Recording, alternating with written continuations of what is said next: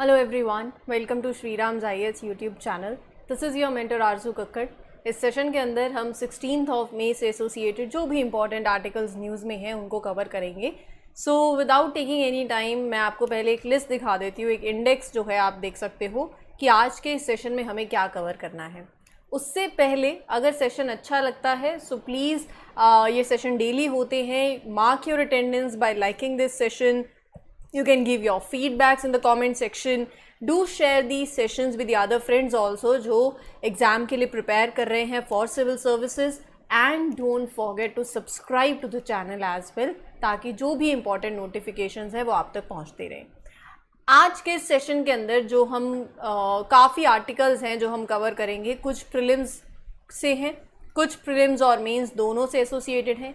एक case study भी आ सकती है, right. So everything will be talking about. Prelims के पॉइंटर्स भी लेंगे, मेंस एंड रिच फॉर्डर भी आपको मिल जाएगा, और साथ ही साथ एक एडिटोरियल है जो कि आपका केस स्टडी से लिंक होता है, ठीक है. तो जीएस पेपर 3-2 से भी हो सकता है. तो बेसिकली केस स्टडी से I would link it with that today. पहली जो स्कीम हम कवर करेंगे वो है मॉन्यूमेंट मित्रा स्कीम. ये स्कीम क्यों न्यूज़ में है, क्या है ये स्कीम मॉन्यूमेंट्स के रिगार्डिंग. यहाँ पर किसी के लिए अगर आप किसी को रिस्पॉन्सिबिलिटी दे रहे हो, क्या एवरीथिंग, कौन सी मिनिस्ट्री एसोसिएटेड है, कब ये स्कीम लॉन्च हुई, वो सब देखेंगे. आपके पेपर 2 से लिंक होता है. सह्याद्री टाइगर रिजर्व न्यूज़ के अंदर है. ये टाइगर रिजर्व महाराष्ट्र के अंदर है. मैंने आपको, अगर आप ये सेशंस डेली देख रहे हो तो आपको बताया भी है कि किस तरीके से आप टाइगर रिजर्व्स को कवर कर सकते हो, नेशनल पार्क्स को, वाइल्ड लाइफ सेंचुरीज़ को. ये जीएस पेपर 3 से लिंक करता है.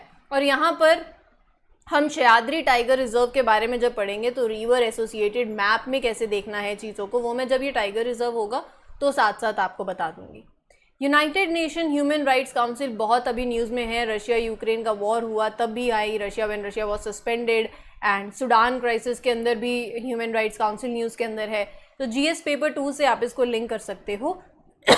और इसके रिगार्डिंग, इसमें कितने मेंबर्स हैं, फैक्ट्स इसके रिगार्डिंग, ये कैसी काउंसिल है, इसके फंक्शंस, इसका मैंडेट, सब कुछ कवर करेंगे in detail. Carbon credit trading scheme. ये स्कीम जो है कौन सी मिनिस्ट्री एसोसिएटेड है, क्या होते हैं कार्बन क्रेडिट, मैं आपको बहुत ही सिंपल और लेमन टर्म्स में बताऊंगी. लाइंस में रीड नहीं करूंगी. मेरा पर्पस रहेगा कि आपको बस ये स्कीम समझ में आ जाए, राइट. सो ये आपके जीएस पेपर 3 से लिंक करता है.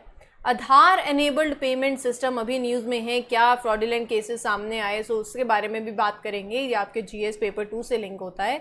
और फिर उसके बाद एक एडिटोरियल है, that is safety in line of duty. यहाँ पर हम डॉक्टर्स की बात कर रहे हैं. हाल फिलहाल एक डॉक्टर की हत्या कर दी गई थी बाय अ पेशेंट, आप बोल सकते हो, या जो डॉक्टर्स जो हैं वो ज़िंदगी यहाँ बचाते हैं, लेकिन एट दी एंड अगर अनफॉर्चुनेटली किसी की डेथ हो जाती है तो वहाँ पर जो एंगर है, चाहे वो पेशेंट से रिलेटेड जो उनकी फैमिलीज़ हैं, या वो एंगर, वो डिसबिलीफ, वो लैक ऑफ ट्रस्ट हो सकता है. सो वहाँ यहाँ पर ये केस स्टडी बनती है कि डॉक्टर्स को भी जो प्रोटेक्शन है वो देनी चाहिए. क्या क्या रीजंस बन सकते हैं, मेजर कॉजेज़ क्या रहते हैं, और कैसे यहाँ कोई एक्ट, कोई लॉ लाने की ज़रूरत है. सो इसके रिगार्डिंग ये पूरा एडिटोरियल है, राइट. तो आई थिंक अब आपको एक ओवरव्यू मिल गया है कि कैसे हम इस सेशन के अंदर प्रोसीड करने वाले हैं. तो चलिए शुरू करते हैं विद द फर्स्ट आर्टिकल. पहला जो आर्टिकल है वो है कि कल्चर मिनिस्ट्री ने recently said that they are likely to launch a revamped adopt and heritage और मॉन्यूमेंट मित्रा स्कीम. क्या है ये scheme, adopt a heritage? Tourism ministry ने कल्चर मिनिस्ट्री के कोलैबोरेशन में और आर्कियोलॉजिकल सर्वे ऑफ इंडिया भी एक इनिशिएटिव लॉन्च किया. ये इनिशिएटिव 2017 में सितंबर में लॉन्च हुआ था on world tourism day. Comment section में आप मुझे बताओगे कि वर्ल्ड टूरिज्म डे कब होता है. अब यहाँ पर वर्ल्ड टूरिज्म डे पे 2017 में ये इनिशिएटिव 2 मिनिस्ट्रीज़ हैं एसोसिएटेड और आर्कियोलॉजिकल सर्वे ऑफ इंडिया, जिनकी कोलैबोरेशन में ये इनिशिएटिव आया. इसके अंदर होता क्या है, इसके अंदर गवर्नमेंट क्या करती है, कुछ एंटिटीज़ को इनवाइट करती है. वो एंटिटीज़ कोई इंडिविजुअल भी हो सकता है, कोई प्राइवेट सेक्टर फर्म भी हो सकती है, पब्लिक सेक्टर कंपनी भी हो सकती है. किस लिए करती है invite? To develop the selected monuments and heritage and tourist sites across India. So basically उनकी अपग्रेडेशन, आपकी जो बेसिक एम्यूनिटीज़ हैं आप उनको ज़्यादा अपग्रेड करो, इसीलिए है. प्रोजेक्ट का एम है कि एंटिटीज़ को एनकरेज किया जाए कि ये they become monument Mitra and take up the responsibility of developing and upgrading the basic tourist amenities at the sites, right. So ये है स्कीम। अब इस स्कीम के बारे में थोड़ा सा और जान लेते हैं बेसिकली। तो यहाँ पर मॉन्यूमेंट मित्रा जब आपको पता चल गया, दे can be people, they can B company, जिनको सिलेक्ट किया जाता है ताकि आप एम्यूनिटीज़ को हेरिटेज साइट्स के अंदर डेवलप करो और इम्प्रूव करो। अब मॉन्यूमेंट मित्रास को कैसे सिलेक्ट किया जाएगा? They are selected by a committee. That committee is made up of, यहाँ पर आप देख सकते हो एक कमेटी है that is made up of basically that comprise of को चेयर्ड बाय टूरिज्म सेक्रेटरी और कल्चर सेक्रेटरी। ये बेसिकली कमेटी जो है it is made up and from, जैसे मैंने आपको बताया ये को चेयर कौन करता है। सो ये कमेटी क्या करेगी? It looks at the ideas, the plans that different people और companies have for improving the site. आप उस साइट को इम्प्रूव करने के लिए क्या प्लान्स, आपका क्या विजन है। So and then they choose the best one based on their vision, based on their idea, based on their plan, what they exactly want to do. So the chosen monument mitras are then they are responsible for making improvements, taking care of the heritage site and can be enjoyed by visitors for many years to come later. Right? So ये basically आपको पता चल गया होगा जो कि मैंने आपको monument मित्रा के बारे में बता दिया है। अगला जो आर्टिकल है that is associated with, अच्छा, Sahyadri tiger reserves. Sahyadri tiger reserve कहाँ पर है? सबसे पहले तो अपने को मैप में वो देखना है। मैप में लेट्स सी कहाँ पर है। महाराष्ट्र चलते हैं। महाराष्ट्र के अंदर ये आपको दिखेगा सह्याद्री टाइगर रिजर्व। तो मेक श्योर कि आप मैप ज़रूर देखो। और टाइगर रिजर्व जैसे अब ये न्यूज़ के अंदर है, ये टाइगर रिजर्व है। मैप में गए महाराष्ट्र के जितने भी बाकी सारे टाइगर रिजर्व्स हैं वो उसी दिन देख लो। आज महाराष्ट्र घूम रहे हैं तो महाराष्ट्र के टाइगर रिजर्व देखाओ मैप में। और फिर उसके बाद जैसे कभी होता है ना कोई नेशनल पार्क न्यूज़ में है और वो टाइगर रिजर्व भी है, वो हम करते हैं कवर, तो आज नेशनल पार्क देखा, स्लैश लगा के वहाँ पर लिख दो कि ये टाइगर रिजर्व भी है और कब ये टाइगर रिजर्व, मतलब when was it declared a tiger reserve. यहाँ से सवाल बन सकता है। सो मेक श्योर आप ये सब कर लो। अब यहाँ पर जो रिपोर्ट है वो क्या कहती है? Report of Sahyadri tiger reserve water hole census recently release किया, जिसके अंदर a total of 374 animals from 18 wild species of animals and birds were recorded. So basically यहाँ पर सिंपल सी बात ये बोल रहे हैं कि ना वाटर होल सेंसस के अंदर क्या होता है, जो animals they come to drink the water, आप क्या करते हो? नंबर काउंट करते हो। ये सर्वे इंपॉर्टेंट होता है ताकि जो लोग हैं they can, authorities can take care of the tiger reserves, understand कि कितने animals are living there, how they are doing. So आपके पास क्या, you can make decisions and you can take care of the tiger reserves so that all the animals can continue to live there safely, happily, right. So ये report जो है अभी release हुई, Sahyadri tiger reserve से associated है, महाराष्ट्र के अंदर है। अगर आपको याद हो तो कल हमने तेलंगाना का कंवल टाइगर रिजर्व भी किया था और मैंने आपको बताया था तंडोबा अंधेरी और इंद्रावती बगल में ही है, एक महाराष्ट्र में एक छत्तीसगढ़ में, लेकिन कॉरिडोर कनेक्ट होता है। तो आपको ये दोनों होमवर्क भी दिए थे। ऐसे करके ही टाइगर रिजर्व्स ख़त्म हो जाएंगे और आपको एक्स्ट्रा टाइम भी नहीं देना पड़ेगा, पता भी नहीं चलेगा। बस शर्त यह है कि आप शिद्दत से कर रहे हो तो ही होगा, नहीं तो फिर कैसे होगा। अच्छा, ये सह्याद्री टाइगर रिजर्व नाम से ही पता चल रहा है सह्याद्री है, तो सह्याद्री रेंज जो है वेस्टर्न घाट्स की महाराष्ट्र के अंदर वहाँ पर लोकेटेड है।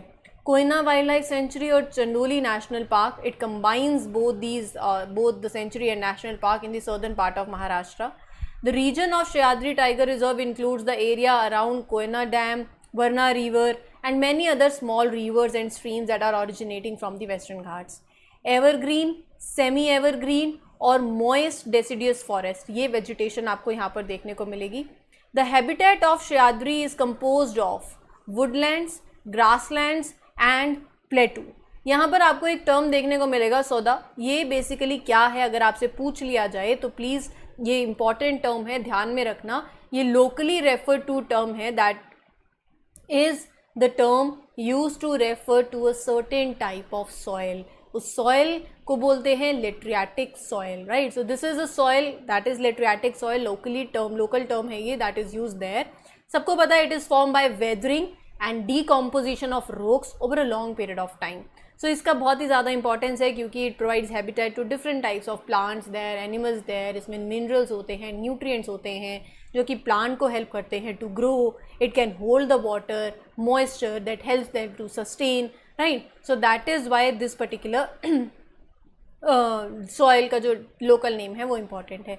ये कुछ फ्लोरा के नाम हैं और ये कुछ फना के नाम हैं, ये आप देख ही सकते हो, जैसे wild dog, leopard, Atlas moth, moon moth, ये सब एंटीलॉप, फोर ओन्ड एंटीलॉप, ये सारी स्पीशीज़ जो हैं आपको इस टाइगर रिजर्व के अंदर देखने को मिल सकती हैं।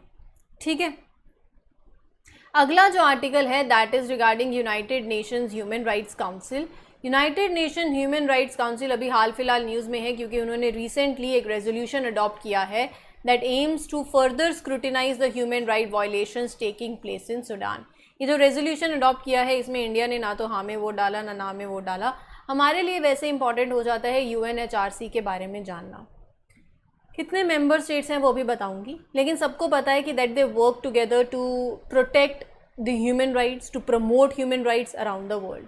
सूडान जो कंट्री है अफ्रीका के अंदर, वहाँ पर we have seen several human rights issues, violence, discrimination. So UNHRC adopted a resolution. ये रेजोल्यूशन अडॉप्ट किया गया which is a decision to take closer look at these human rights violations in Sudan.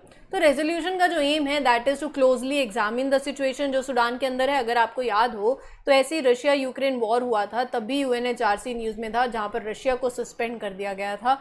Sudan के case में भी news में है। तो काफ़ी बार अगर ये अब न्यूज़ के अंदर आ गई है अपने को पढ़ लेना चाहिए। ठीक है, एक इंटर गवर्नमेंटल बॉडी है within the United Nation system. किस लिए रिस्पॉन्सिबल है? For strengthening the promotion and protection of human rights around the world. बिल्कुल, ह्यूमन राइट्स काउंसिल है तो ह्यूमन राइट्स को प्रोटेक्ट करना, प्रमोट करना, उनको स्ट्रेंथन करना, ये इसके लिए रिस्पॉन्सिबल है। To promote universal respect for the protection of all the human rights and fundamental freedoms for all, right. तो यहाँ पर 2006 में, याद रखना 2006 के अंदर it was founded. It replace the former United nation commission on human rights. ये हो गई बात इसके एस्टैब्लिशमेंट की। इसका फंक्शन क्या है? इन्वेस्टिगेट्स द एलिगेशंस जहाँ पर ह्यूमन राइट ब्रीच हो रहा हो in the UN member states, addresses the important human rights issue जिसके अंदर LGBTQ, देखो अब एक्सपैंड हो गए हैं, यहाँ पर विमेन राइट्स को भी एड्रेस किया जाता है, LGBTQ rights, rights of racial and ethnic minority, सबको। और ये काउंसिल क्लोजली वर्क करती है with the office of high commissioner for the human rights. Membership बहुत ज़्यादा इंपॉर्टेंट है, यहाँ से सवाल बन सकता है। कैसे पता सवाल बन सकता है? वो पता चलता है PYQ से। शुरू के सेशंस में मैंने जो भी इम्पॉर्टेंट PYQs हैं उनकी एक एनालिसिस आपके साथ करी थी। अगर आप इन सेशंस में रेगुलर हैं तो आपको पता होगा, नहीं तो प्लीज़ मेक श्योर कि आप प्रीवियस ईयर क्वेश्चंस को ज़रूर कवर कर लें। उससे एक सेंस ऑफ अंडरस्टैंडिंग डेवलप हो जाती है कि अच्छा ठीक है, ये न्यूज़ में आ सकती है, न्यूज़ के अंदर है, यहाँ से सवाल कैसे बन सकता है, वो खुद ब खुद पता चल जाता है कि ये लाइन इंपॉर्टेंट है क्योंकि आपने प्रीवियस ईयर क्वेश्चंस को कवर किया हुआ है, right. So make sure that आप प्रीवियस ईयर क्वेश्चन ज़रूर करें। अब रही बात इस काउंसिल की, so it is made up of 47 member states, important है, ध्यान में रखना। And they are elected by UN general assembly through the direct and secret ballot. तो UN जनरल असेंबली के द्वारा इलेक्ट किए जाते हैं ये 47 मेंबर स्टेट्स। यहाँ पर जो मेंबर्स होते हैं काउंसिल के, they serve a period of 3 years, right. अगर वो 2 कॉन्जिक्यूटिव टर्म्स के लिए दे आर सर्विंग, मतलब 3 साल पहले फिर नेक्स्ट 3 years भी, so they are not eligible for the immediate re election. अगर आपने, बहुत इंपॉर्टेंट है, अगर आप you are serving for 2 consecutive terms then again you are not eligible for the immediate re election, right. ये एक point है। और यहाँ पर जो सीट्स होती हैं मेंबरशिप बेस्ड, वो इक्विटेबल जियोग्राफिकल डिस्ट्रीब्यूशन के बेसिस पे होती हैं। जैसे अफ्रीका और एशिया पैसिफिक स्टेट्स के लिए 13 सीट्स, 13 सीट्स, लैटिन अमेरिका और कैरेबियन स्टेट्स के लिए 8 सीट्स, वेस्टर्न यूरोपियन और अदर स्टेट्स के लिए 7 सीट्स। सो बेसिकली इक्विटेबल जैसे जियोग्राफिकल डिस्ट्रीब्यूशन होता है उस हिसाब से यहाँ पर सीट्स जो हैं वो होती हैं। ठीक है, क्लियर हो गया। अगला जो आर्टिकल है that is regarding carbon credit trading scheme. Power ministry और एनवायरनमेंट मिनिस्ट्री ने डेवलप किया है carbon credit trading scheme for decarbonisation. पूरा फंडा क्या है, ये जो भी आपको लाइंस दिख रही हैं ना, इतनी सारी 2 टाइप्स ऑफ कार्बन मार्केट्स और सब कुछ, ये सब मैं एक ही साथ यहाँ पर इस पिक्चर के थ्रू क्लियर करने वाली हूँ। सो आपको सिर्फ और सिर्फ सुनना है, क्योंकि जो बात की चीज़ें हैं वो सिर्फ पढ़ने के लिए रह जाएंगी, और एक बार अगर अच्छे से सुन लिया तो चीज़ें क्लियर हो जाएंगी। Carbon credit trading scheme is a way जहाँ पर कंट्रीज़ और कंपनीज, आप बोल सकते हो, दे वर्क टुगेदर। आपको ग्रीन हाउस गैस एमिशंस और कार्बन डाइऑक्साइड जो रिलीज़ होती है एटमॉस्फेयर में, उसको कम करना है। सो हाउ इट गोज़, पहले क्या होता है, मान लो कोई कंट्री है या मान लो कोई कंपनी है, कंपनी वांट्स, मतलब you want to take step कि आप अपने कार्बन डाइऑक्साइड एमिशंस को रिड्यूस करो या रिमूव करो या स्टोर करो कार्बन डाइऑक्साइड को फ्रॉम द एटमॉस्फेयर।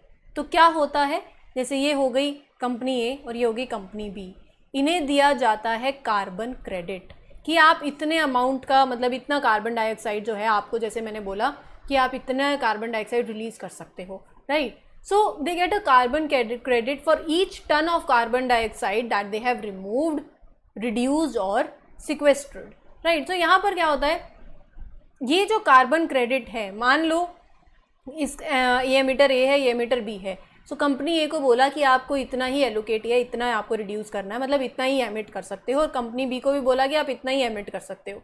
ए ने ज़्यादा एमिशंस कर डाली और बी ने जितना उनको बोला था एमिशंस के लिए, जितना वो ऑथराइज थे, उससे भी कम एमिशंस करी।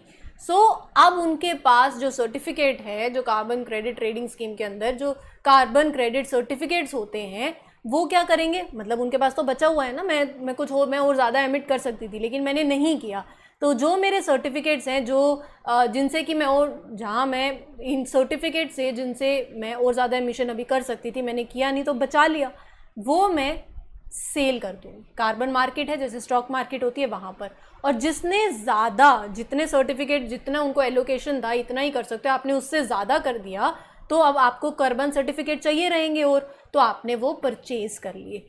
इससे क्या होता है, कंपनीज को मोटिवेट मिलता है कि अगर मैं कम एमिशंस करूँगी तो मैं अपने सर्टिफिकेट्स बेच सकती हूँ, जिससे मुझे पैसा मिल जाएगा, राइट। सो ये है पूरा का पूरा प्रोसेस। इसके लिए यू हैव कार्बन मार्केट, जैसे स्टॉक मार्केट होती है ना, वैसे ही। So carbon credits, they can be traded on a market like stock market with the other countries और the companies that need to reduce the carbon dioxide emissions. ठीक है, Indian government का plan है to develop Indian carbon market, जिसका objective होगा to reduce the amount of greenhouse gas emissions in the Indian economy. So they plan to do this by creating a trading system, जिसको आप बोलते हो carbon credit certificate. तो idea क्या है कि कंपनीज को एनकरेज किया जाएगा कि आप कार्बन एमिशंस कम करो, और they can sell their extra carbon credits जो कंपनी के पास हैं, right, that need to reduce their own emissions. तो यहाँ से कंपनीज को इंसेंटिव मिलेगा, जो हेल्प कर रहे हैं टू डीकार्बनाइज, जो कि कम एमिशंस कर रहे हैं, वहाँ से वो मोनेटाइज भी हो रहे हैं। ये है पूरा कार्बन मार्केट और कार्बन क्रेडिट। 2 तरीके के कार्बन मार्केट्स होते हैं, कंप्लायंस और एक वॉलेंट्री, ठीक है। कंप्लायंस मार्केट के अंदर क्या होता है, यहाँ पर government set up the policies, rules at the international level to control the emissions, right. So जहाँ पर क्या होता है, कंपनीज जो होती हैं, लाइक मैन्युफैक्चरिंग हो गई, एनर्जी हो गई, they are given annual allowances और परमिट्स बाय द गवर्नमेंट। और at the same point of time जो वॉलेंट्री मार्केट होते हैं, वो कॉर्पोरेशंस और companies that they want to take the responsibility for the greenhouse gas emissions they produce. So the corporation identifies, they calculate the amount of greenhouse gas emission it produces. So overall, these companies can participate in a voluntary program where they purchase something that like these carbon credits, right. So they understand their activity to contribute. वो voluntary basis पे हो गया, वहाँ पर government regulated हो गया, ठीक है, permit हो गया. So that is the case. Clear? Now moving on to the next one. चलते हैं अगले आर्टिकल के ऊपर. अगला जो आर्टिकल है that is Aadhaar enabled payment system में गैप. क्या गैप है अभी बताएंगे. They are being abused by cyber criminals. So हो क्या रहा है उसके बारे में बात करते हैं. आधार नंबर एक यूनिक आइडेंटिफिकेशन नंबर है जो इंडिविजुअल्स को दिया जाता है, ये सबको पता है। अब इशू ये है कि जब आप जैसे फाइनेंशियल ट्रांजैक्शंस करते हो, इसको थोड़ा सा डेप्थ में समझते हैं, तो जब आप कोई फाइनेंशियल ट्रांजैक्शन करते हो तो क्या होता है, आपको ओटीपी शेयर करना पड़ता है, बैंक अकाउंट्स, बैंक डिटेल्स देनी पड़ती हैं। लेकिन अब यहाँ पर क्या होने लगा था कि आप अपने आधार बेस्ड जो बायोमेट्रिक डिटेल्स होती हैं, आपको ओटीपी नहीं देना पड़ेगा, आपको एक आपके बैंक का नाम चाहिए रहेगा, जो जिस बैंक में आपका बैंक अकाउंट है, और बैंक का नेम और आधार का नंबर, और वो फिंगरप्रिंट जो बायोमेट्रिक होता है, जो fingerprint that was captured during the Aadhaar enrolment, वो। So it allows the fund transfer. अब बैंक का नेम आसानी से मिल जाता है, आधार नंबर जो है वो कभी कुछ करते हैं, कुछ भी शेयर करते हैं, आधार नंबर दे देते हैं। दूसरी बात, तीसरी बात, वो फिंगरप्रिंट जो है ना, यहाँ इशू आ गया, क्योंकि अभी न्यूज़ में ये आया कि एक यूट्यूबर है, उन्होंने शेयर किया कि उनकी मदर के बैंक अकाउंट से, मतलब using the Aadhaar linked fingerprint, bank account से पैसा निकाल लिया गया। तो यहाँ क्या हुआ, जो क्रिमिनल्स हैं वो क्या कर रहे हैं, they are using fake silicon thumbs. वो वैसे ही लगते हैं to operate the biometric point on sale devices को ऑपरेट करने के लिए, वो सिलिकॉन थंब्स जो हैं वो यूज़ कर रहे हैं to drain the users bank accounts. ये सबको खबर भी होनी चाहिए। So Aadhaar enabled payment system क्या करता है, कस्टमर को बेसिकली अलाउ करता है कि आप फाइनेंशियल ट्रांजैक्शंस कैरी आउट कर सकते हो using your Aadhaar number and biometric authentication, जो 12 डिजिट का आधार नंबर होता है। इससे क्या है, वो ओटीपी की ज़रूरत नहीं पड़ती थी। लेकिन सवाल ये भी होता है कि आधार एनेबल्ड ये जो हम बोल रहे हैं पेमेंट सिस्टम, क्या ये by default it is enabled, इसका सवाल का जवाब अभी तक नहीं आया। लेकिन एक्सपर्ट्स का क्लेम यही है कि सर्विसेज को कोई एक्टिवेशन की यहाँ पर ज़रूरत नहीं पड़ती है। तो ये बायोमेट्रिक इन्फॉर्मेशन जो है वो लीक हो सकती है। मतलब इशू क्या है यहाँ पर, अब जैसे आपने आपका जो बायोमेट्रिक, जैसे कि मैंने आपको बताया, जो आपको थंबनेल का इम्प्रिंट है, फिंगरप्रिंट है, वो सिलिकॉन थंबनेल्स के थ्रू आ रहा है। सो इसको कैसे आप कंट्रोल करेंगे। AEPS सब समझ आ गया, एक बैंक लेड मॉडल है जो फाइनेंशियल ट्रांजैक्शंस को ऑनलाइन आप कर सकते हो, अलाउ करता है एट पॉइंट ऑफ सेल, जैसे रूरल एरियाज़ में माइक्रो ATMs हो गए। तो यहाँ पर ये जो मॉडल है, वो जो OTP की ज़रूरत पड़ती थी, बैंक अकाउंट्स की ज़रूरत, फाइनेंशियल डिटेल की ज़रूरत, वो नहीं होगी। आपको इस केस के अंदर सिर्फ बैंक का नाम चाहिए, आपका जहाँ पर अकाउंट है, आधार का नंबर और फिंगरप्रिंट। यहीं पर तो इशू आ गया था, जिसकी वजह से वो साइबर क्रिमिनल्स जो हैं they are using silicon thumbnails, right. मतलब फ्रॉडुलेंट ट्रांजैक्शंस हो रही हैं, जो लोग गरीब हैं, मोर वल्नरेबल हैं, already they are facing the scarcity of funds. So failure in transactions owing to biometric mismatches, poor connectivity और weaker systems of certain bank partners also affect this system. Cyber criminals, मैंने आपको बताया, they are using silicon thumbnails, और recently क्या हुआ वो भी बता दिया। अब करेंगे क्या। आर्टिकल के अंदर मेंशन है कि UIDAI की साइट पे जाओ, वेबसाइट पे जाओ, और आपका जो आधार इन्फॉर्मेशन है आप उसको लॉक कर दो वहीं पर।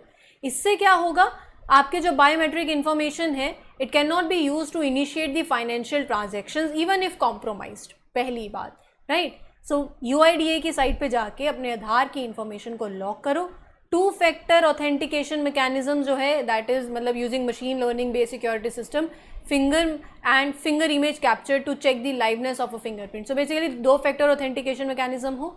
और UIDAI is proposing an amendment to the Aadhaar regulation 2016, जिसके अंदर आप अपने आधार नंबर को, आप जैसे बोल सकते हो हाइड करना होता है ना, बस वो कर सकते हैं। इसको सिंपल लैंग्वेज में अगर मैं आपको बताऊं, so it's this amendment is basically requiring entities in possessions of Aadhaar number to not share your details, right, unless the Aadhaar numbers have been redacted or blacked out through the appropriate means। मतलब चाहे वो print form में हो, चाहे electronic form के अंदर हो, यहाँ पर ये बोला जा रहा है कि आपका जो आधार नंबर है ना, आप उसको जब आप शेयर मत करो, टेक स्टेप्स टू हाइड और रिमूव द आधार नंबर।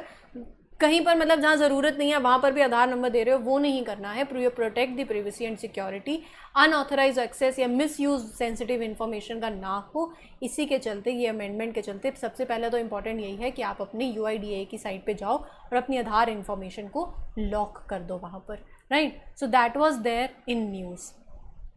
ये जो आर्टिकल है, ये इसकी केस स्टडी जो है वो मैं आपको बताती हूँ, केरला के अंदर जो हुआ, जहाँ पर जो डॉक्टर थे उनकी हत्या कर दी गई। अब होता क्या है, देखो, देखो, जीना मरना तो भगवान के हाथ में। डॉक्टर्स जो हैं वो ज़िंदगी जो जितनी बचा सकते हैं ऑब्वियसली वो करते हैं। मेडिकल साइंस बहुत एडवांस भी हो चुकी है, लेकिन कभी कभार अनफॉर्चुनेटली डेथ होती भी है। मतलब life must end in the death, ये सबको पता है। For those who lose someone dear to them, उनमें गुस्सा, डिसबिलीव, लैक ऑफ एक्सेप्टेंस की वजह से कभी कभार वो हॉस्पिटल्स, डॉक्टर्स और नर्सेज पे दे अनलीश ऑन। तो ये एक इशू है, डॉक्टर्स की प्रोटेक्शन का इशू है। अगर केरला की बात करूँ तो केरला के अंदर Kerala health care service persons and health care service institution proper एक एक्ट है जो कि 45 defences against the attacks on health care institutions, workers, right. तो यहाँ पर इसको और ज़्यादा स्ट्रॉन्ग किया गया है। डॉक्टर्स जान बचा रहे हैं तो डॉक्टर्स की जान बचाना स्टेट और कम्युनिटी की ड्यूटी है, चाहे वो from the abuse, verbal abuse हो, फिजिकल अब्यूज़ हो, कैसा भी हो। The amendment is progressive in that it proposes to bring verbal abuse and violent acts जो हैं उनको भी इसके एम्बिट के अंदर लाया गया। जेल टर्म को एनहांस करके अप टू 3 years कर दिया, फाइन 50,000 का अप टू कर दिया है, और स्पेशल कोर्ट्स जो हैं वो यहाँ पर बात हो रही है टू प्रपोज, ताकि आप स्पीडी डिस्पोजल कर सको केसेस का, राइट। सो ये काफ़ी मतलब एक इम्पॉर्टेंट पॉइंट है जो अपने को ध्यान देने की बहुत ज़्यादा ज़रूरत है। ऐसे ही स्टेप्स बाकी स्टेट्स को लेने की ज़रूरत है on the similar lines. Emergency cases में मतलब हॉस्पिटल्स के अंदर सिक्योरिटी स्टाफ भी होना चाहिए to measure the protection, right. So ये चीज़ें हैं जो कि ध्यान दी जा सकती हैं। सो ऐसे एक स्ट्रॉन्ग लेजिस्लेशन के, एक लॉ की ज़रूरत है इसके रिगार्ड के अंदर, राइट। ये था आज का सेशन। उम्मीद करती हूँ आपको ये सेशन अच्छा लगा हो। वीडियो अच्छी लगती है लाइक, शेयर और सब्सक्राइब चैनल को ज़रूर करें। This is your mentor Aarzoo Kakkar signing off. Will meet you in the next one. Till then take care everyone, good luck, good wishes, happy learning, all the best.